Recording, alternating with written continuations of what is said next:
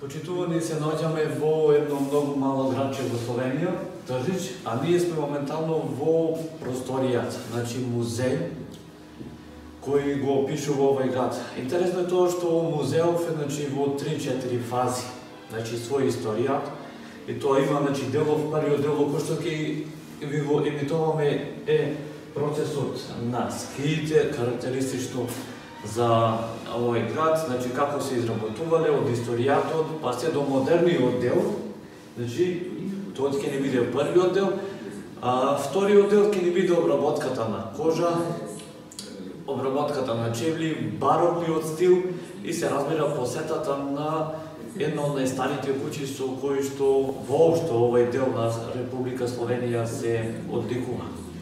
Значи, ова наша репортажа ќе биде сведена на 4 дела. Ние моментално се наоѓаме, ќе повторам уште еднаш, во Тржишкиот музеј. Еден навистина доста добар, познат музеј. Значи, налазимо се сада ту пред овog картон свијета кој показуе неке занимљивости од историја скијање.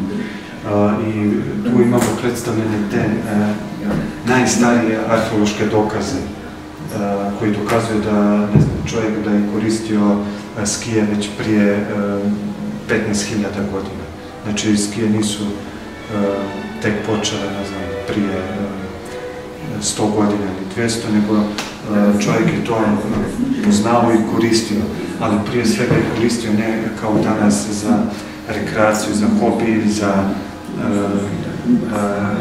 za igru na snijegu, nego kao sredstvo koje mu je omogućilo brže kretanje po snijegu.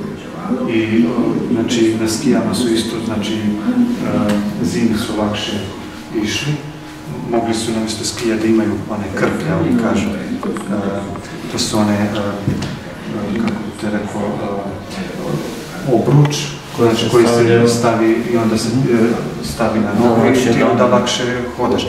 Znači ne propadaš kroz dubok snijeg, nego ideš po onoj površini, više manje. Tako i te skije, vidiš, ovo su skije recimo iz 17. vijeka sa područja Slovenije, koji su koristili tu u Blokama. To je jedan mjesto, kraj, Bloke se zovu.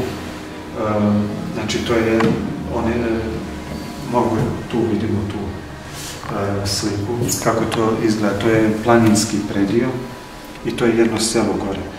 I tu su do kraja drugog svjetskog rata koristili takve skije, ali ne za rekreaciju, za hobi, nego za potrebu zimi, recimo kad su išli u lov, to će biti sad tu gore na snimku, to ću ja pokazati. Znači ide za jednu običnu, malo širu dasku koja je bila ispred malo zakrivljena. Koristili su jesen, znači drvo. Da, jer je to drvo dosta, mislim, onako, lagano je za obradu i vrlo dobro se iz njih pravi, ne znam, i saune i skije. Ovako su recimo koristili skije za zimu, vidiš. Išli su, znači, i u trgovinu i vani su radili u šumi, pa onda, ne znam, do apoteke, tako da sve. Znači, kao ko. Znači, ovo imamo tu prikazanog ovoga iz 17. vijeka, uvijek se koristila ta kolac, jedan takav štap. ona dva štapa tek poslije 1900. godine, znači u početku 20. vijeka se počne ona dva štapa koristiti. Kad počne čovjek rekreativno da se bavi skijanjem. Znači ovakve skije danas isto koriste tu u Kini, u Altaju i u Sjevernoj Koreji. Isto tako, da. Znači i sa istom namjerom. Znači da su lakše išli po snijegu. Ovo tu mašina neka vidio sam da je. Znači ovo je peć za sušenje. A oni se tu sušili. Znači tu su vrata, naložili su vatru, onda su željavicu. Znači to je ta, znači po čitavoj dužini su žar. Da može lakše da su raspodijeli, onda su gore stavili tu skiju. Ova podloga, ona je već pripremljena, ima konačni oblik. Na sredini je malo viša, znači skije su uvijek morale biti na sredini ukrivljene. Vidiš, ovaj luk su morali imati ispred. Tamo ispred fali, ko što je tu, ispred fali još jedan sastav koji je bio ukrivljen, ali toga sad nemamo tu. I, znači, to je jedan od metoda kako su sušili skije. Znači, onaj koji ima mogućnost pare, on je kupio takvu peć, da je mogao u kraćem roku da napravi čim više skije. A inače su morali to, ne znam, da suše na mazdu. A ovo je sad isto jedan drveni, taj mehanizam. Znači tu, moram da ti objasnim samo, tu je prerez drveta i ovo su pokazano kako su iz jednog drveta, iz jednog stabla, kako su daske vanje dobili. Obično su to, nisu rezali sa nekom žakom, nego ovako sa ovom sjekirom. Znači su istesali su dasku i onda su tu dasku morali najprije da skuvaju u jedan veliki kazan. Znači daska se kuvala i onda još vruću dasku su izvadili i onda su zabili tu unutra. Vidiš, imaš žleb, tu su zabili 2 eksera, toliko da se da bude fiksno, da ne ispada vani i onda kroz tu su provukli i onda su ukrivili dasku, znači ovako, pošto je daska bila kuvana i ona može fino da se znači ukrivi, a da ne pukne, znaš. I onda su to fino stegli, zavezali i pustili, znači par nedelja to da se suši.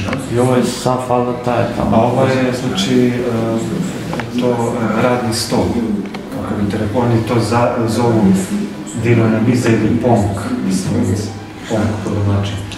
Znači, različit alat koji su ti majstori koristili za obradu skija ili saunu.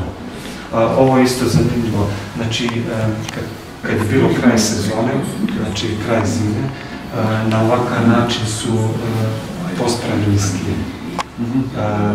Znači, uvijek su morali, oni kažu, da malo ukrive. Znači, tu vidiš, gore i dolje su oni fino to svezali i onda su između stavili dasku, da se taj luk, znači, zadrži. Jer preko ljeta, kad su visoke temperature, drvo onda i opet počne da se povlači i onda postane daska ravna. I onda ne bi bilo dobra skija za iduću sezonu. Jer znači u sredini mora biti malo luk i ispred isto. I ove skije su imale ovaj rog, vidiš ovo tu. To je rog. Znači, skiju su svezali tu dolje i gore i onda još za ovaj rog.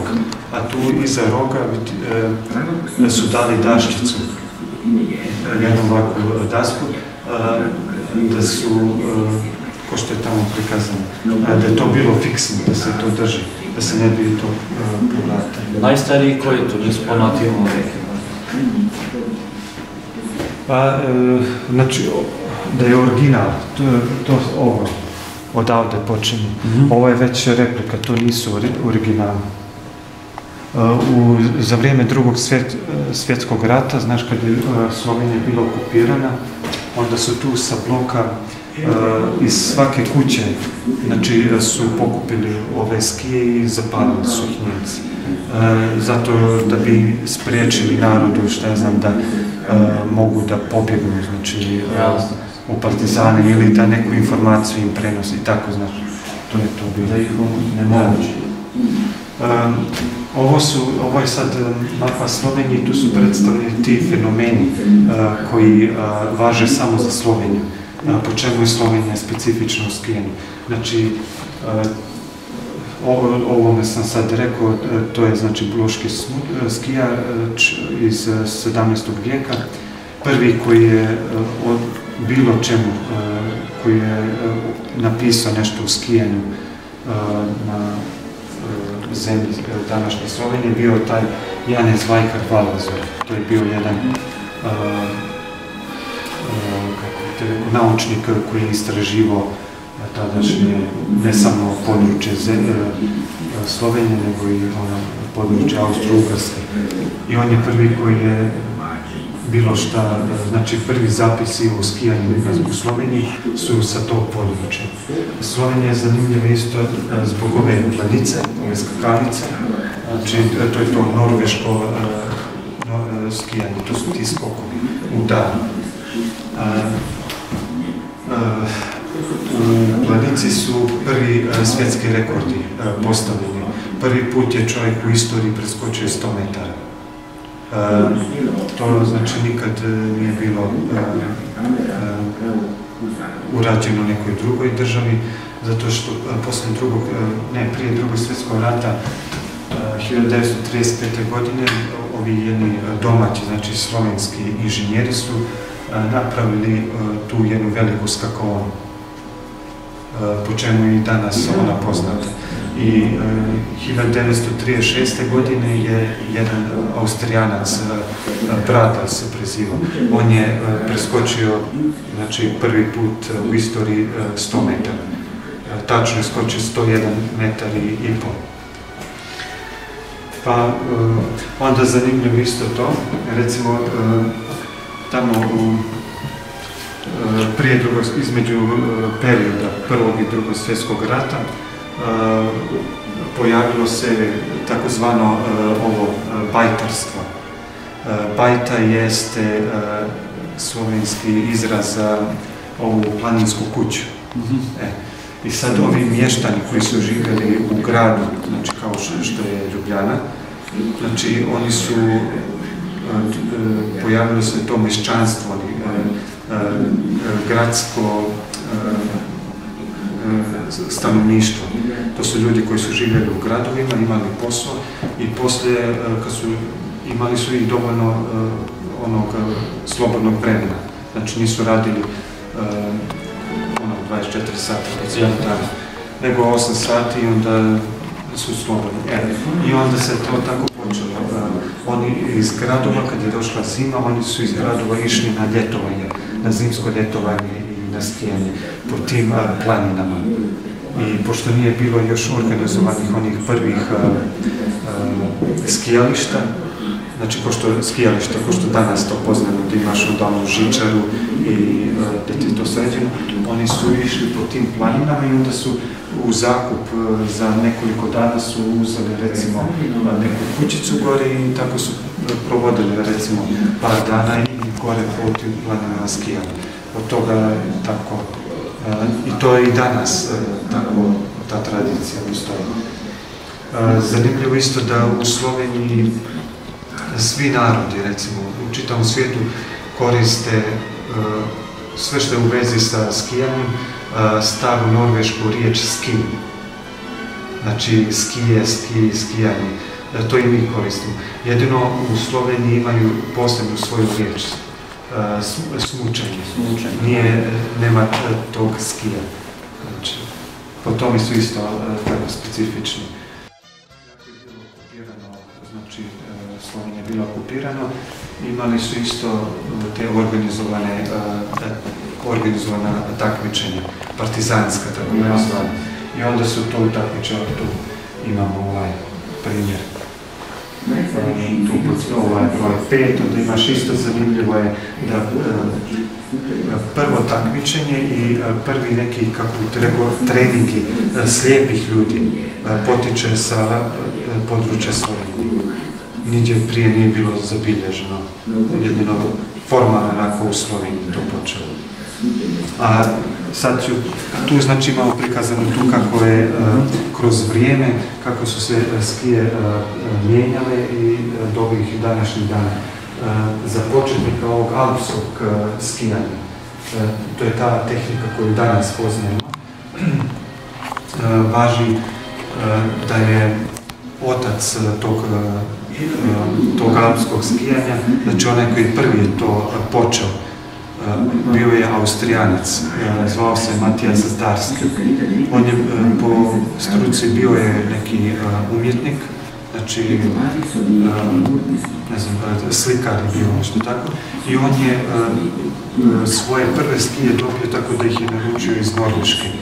I pošto nije, evo tu imamo jednu norvešku skiju, vidiš, i znači, samo jedan ovako kajiš je bio. Znači, unutra se stavi noga i onda se to fino zakači i mogo si da skijaš. Ali pošto on nije dobio nikakvog uputstva, kad mi je to došlo, znaš, kući po pošti, on se sam učio. Znači, bio je samuk, taj čovjek. I onda kroz 5 godina je on sam napravio, ovo mu nije bilo u redu, i onda je on na osnovu svojih iskustva napravio što je njemu odgovaralo. I to je takva ova vez koja je omogućala da je znači, čizma bila stabilna i jako pričvršćena na skiju. I to mu je omogućilo da počne da skija sa tom tehnikom ko što je danas poznano. Prije toga nije moglo jer je noga bila vabana i ti si mogao samo ovako po ravnini da ideš ili kada dođeš na neko brdo da se dolje samo spustiš. Znaš, a ovaj je već sa ovim okom mogu da ide i lijevo i desno, razumiješ, da se ono lagano spušta niz brdo. Ovo je znači zanimljivo, znači za dasku, za izradu skija upotrebljavo se drvo od jesena, jesen se zove ta drvo. A ovo je jasen, da, oni kažu Slovenci jesen, jasen, da, jasen. A ovo je ljeska, ono od lješnika. To je ljeska i to su ove krpe. Znači, nešto slično se to isto stavljalo na nozi, tako da si mogu da lakše da ideš po snijegu.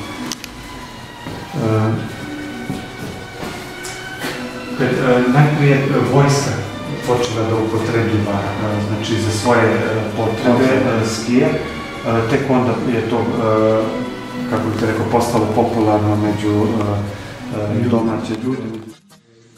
Bi došlo do nekog pada,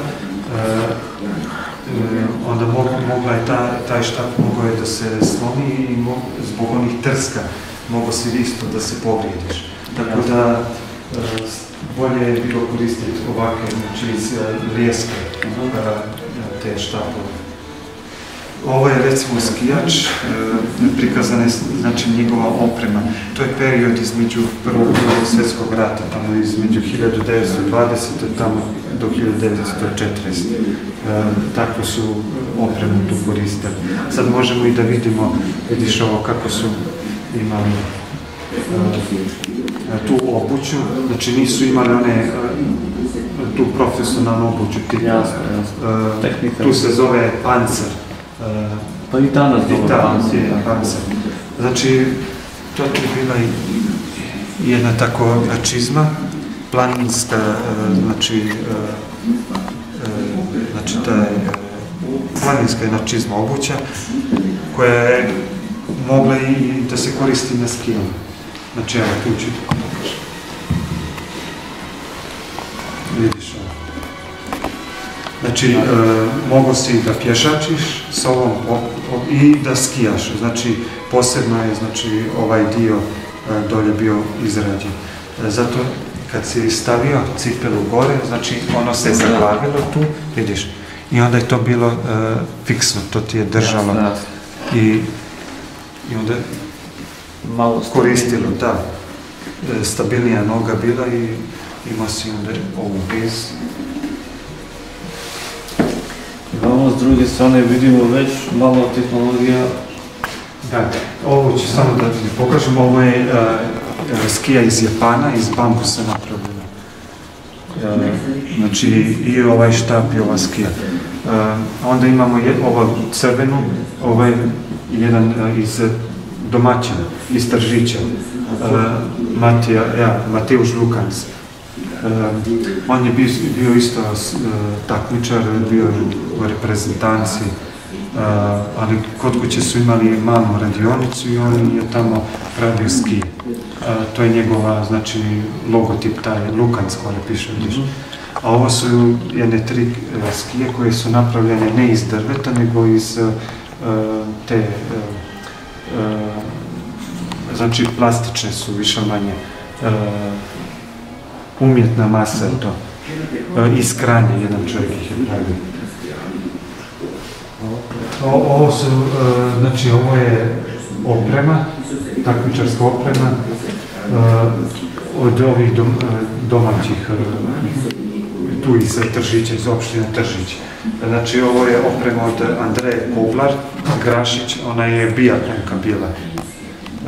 I tu je, znači, komplet ta takmičarska, znači, oprema koja ona je dala nam muzeju.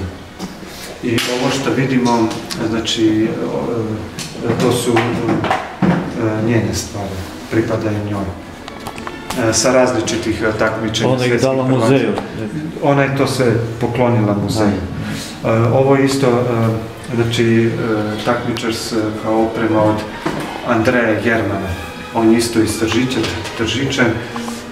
On je u smuku, disciplina smuk, to je ono, imaš slalom koji ideš ono, imaš više onih tih štapova pa kružiš. A ovaj smuk, to je ono, kad se ono stvarno dolje spuštaš, ideš brzinom preko 100 km na sat. U toj disciplini. A tu u ovom uglu imamo skije od bivših skijača koji su završili svoju karijeru, kao što je Bojan Križaj, Herman Mayer, Jure Košir, i tako da oni su nam to isto poklonili, pa smo tu postavili, tako izložili smo partijski. Istorija skijanja, kako je počelo skijanje da se razvije u Tržiću. Malo čas sam objasnio da su najprije vojska počela da koristi skije, pa tek onda civilno stanovništvo.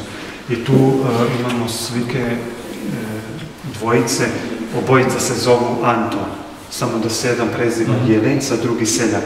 I oni su poslije odsluženog vojnog roka u tadašnjoj Austro-Ugarskoj vratili su se normalno kući, ali sa sobom su i donijeli skije.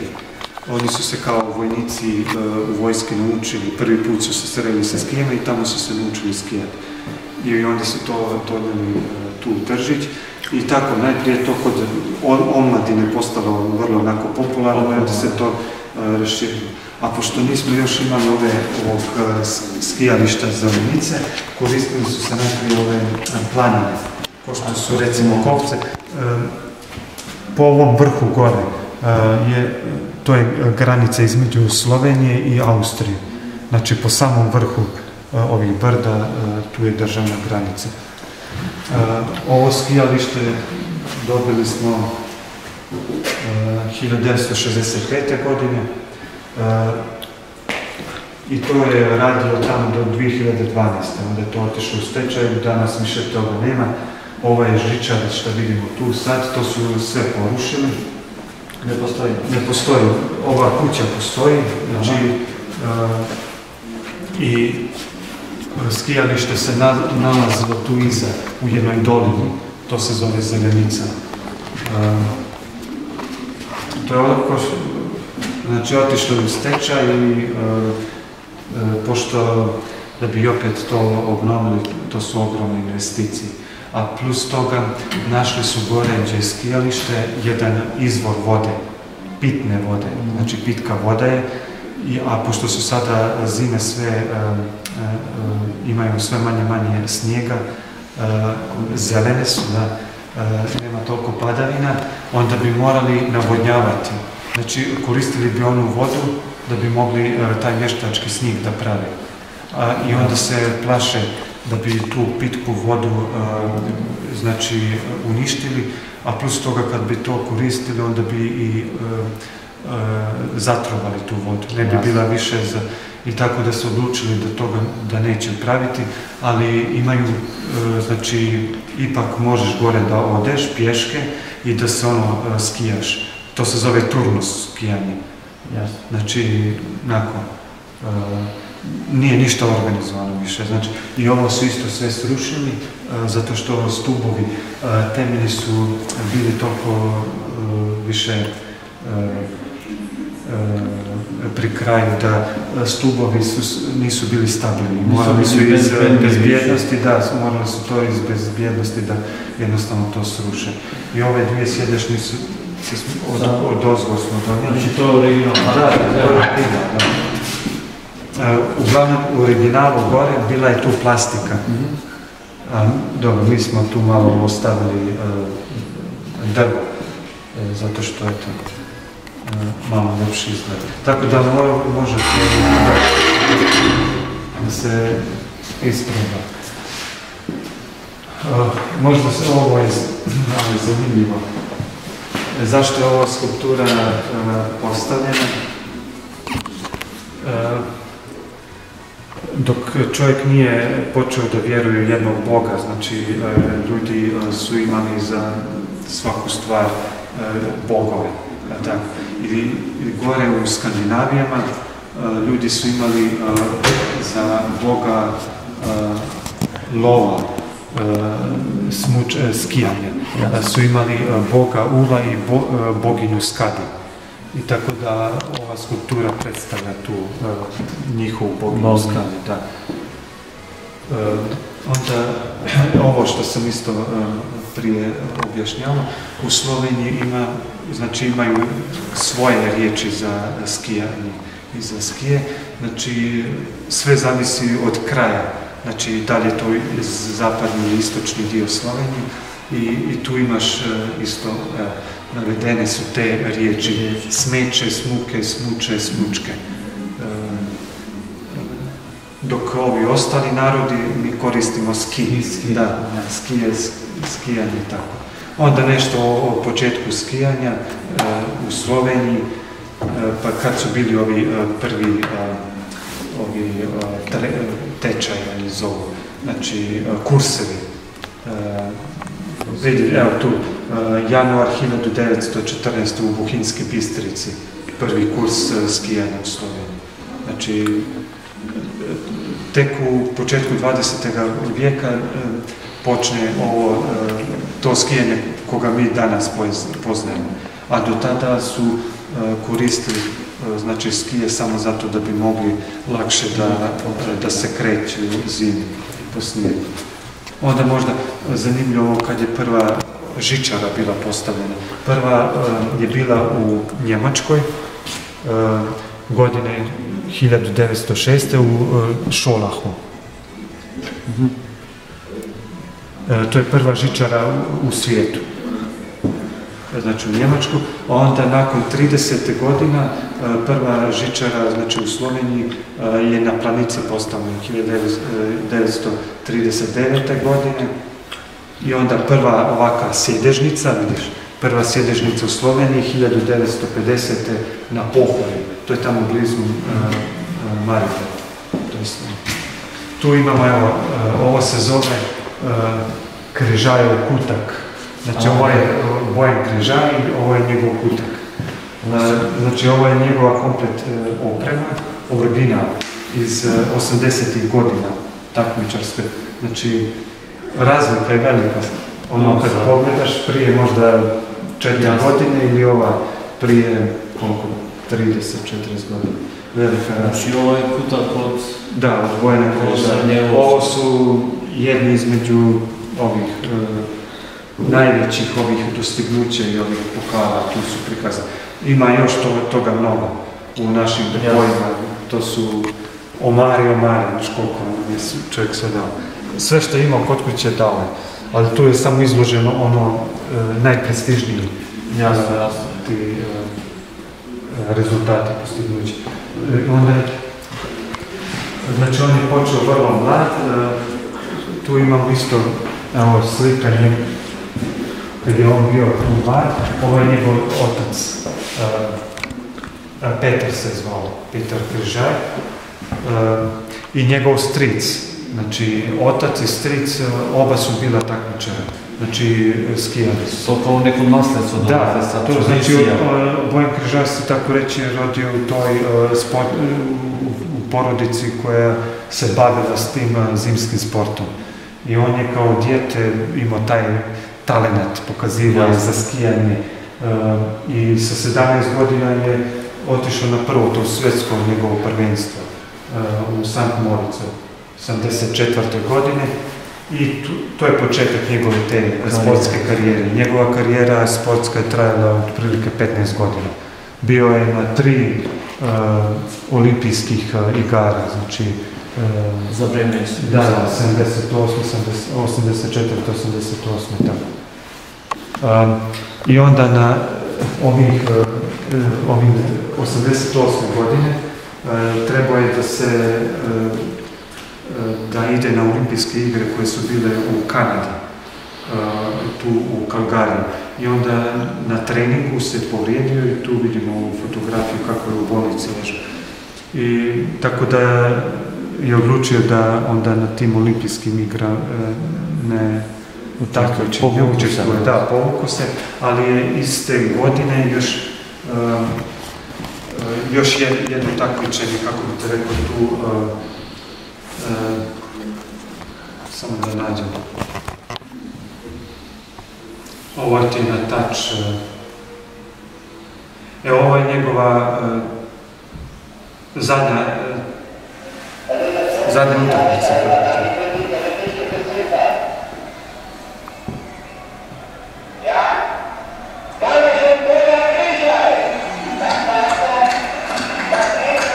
Znači, šta je napravio, da, tu se sad, to je bio kraj njegove karijere. Znači, on se tu nije ni takmičio, nego samo tako simbolično je zaključio svoju karijeru. Tu si mogu da vidiš kako je pred ciljem se zaustavio. I onda je, znači, pješke je prešao ciljnu crtu, nije stio do kraja, znači, to je to simbolički, tako zaključuju tu skijačku karijeru.